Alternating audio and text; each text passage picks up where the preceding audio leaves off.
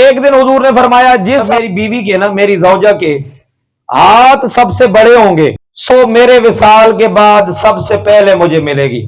اب ازواج مطہرات نے ایک دوسرے کے ساتھ ہاتھ ملا کر ایک چھڑی لے کر ماپنے شروع کر دی کہ کس کے ہاتھ بڑے ہیں۔ حضور نے فرمایا میرا مطلب یہ نہیں ہے کہ تم آپس میں ایک دوسرے کے ہاتھ ملانا شروع کر دو، میرا مطلب یہ ہے کہ کون صدقہ خیرات سب سے زیادہ کرتا ہے۔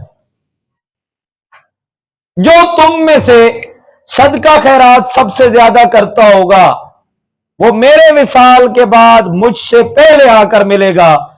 تو دیکھا گیا کہ حضرت زینب بنت جاش رضی اللہ تعالی عنہ وہ خوش قسمت خاتون خواتین میں سے شامل ہیں کہ جنہوں نے حضور علیہ الصلوۃ والسلام کے بعد سب سے پہلے خواتین میں سے وصال فرمایا اور حضور سے جا کے ملی۔